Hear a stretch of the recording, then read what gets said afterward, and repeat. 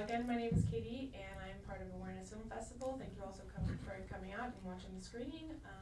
Why don't we start by just say your name, which film you had, and why this film was important to make. Well, my name is Beth Stone, and it was Devon's version, and you just saw the first part was the documentary, the second part was the ballet.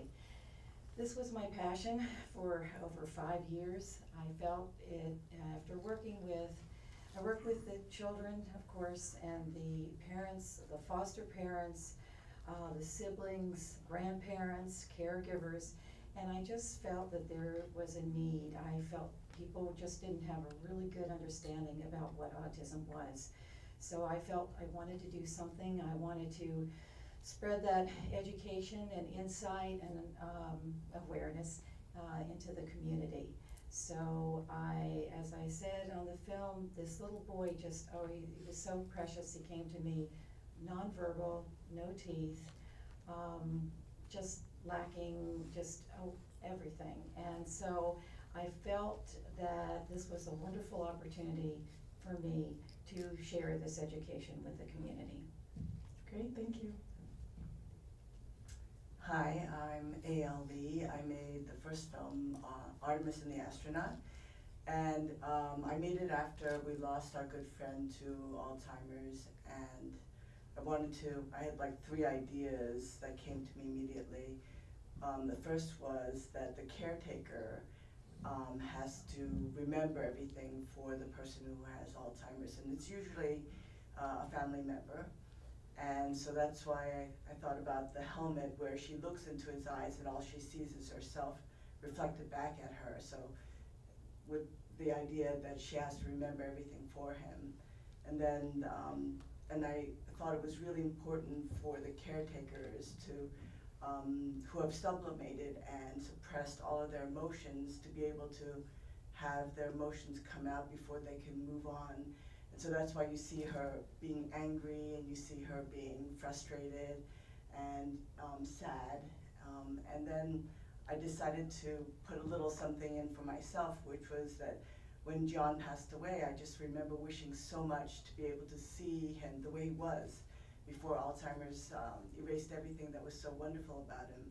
And so in the film, you see with each scene, the Alzheimer's disappear from him. And so one of the first things that they lose is their ability to have spatial relations. So they can't draw an analog clock with the hands. That's one of the very first tests, and that's the last thing that you see disappear from him, that he can do puzzles. And so that was my film. Wonderful. So I'm Jen Kozik, and my film was Healing Without Hurting. So, you know, after being so successful treating Evan, and I thought I would write a pamphlet that turned into a 400-page book.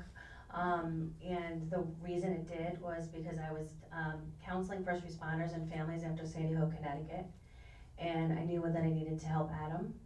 And there were so many Adams in the world, and there weren't really anyone kind of going to get them, and unfortunately medication aimed at, you know, reducing symptoms sometimes can actually cause more psychosis and so forth. And I was seeing it over and over again in my psychotherapy practice, and then it was like a calling.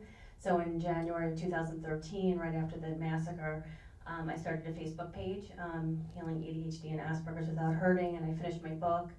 And film director actually out here in LA heard about my story and came out to Connecticut to film. So it was really amazing. So it was kind of like meant to be. And interestingly, when I was about 10 years old, I knew that I was going to do something to help the world, but I wasn't sure what. And my dad reminds me of that. And I also knew I was going to have a special needs child. When I was probably about 15 or 16, I knew I was going to have a boy, and then I was going to have a girl. And so I don't know if I manifested it or if it was kind of in the plan all along. But I finished my book, and I have to say that it is helping people. And you know, I can be choked up actually.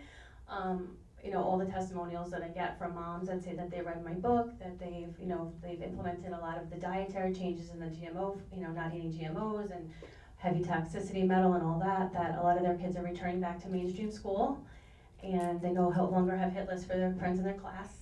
So I do know that it is making a difference, and that's just the only thing that just keeps me going, because it is like a full-time job, besides being a psychotherapist, so, thanks. Thank you.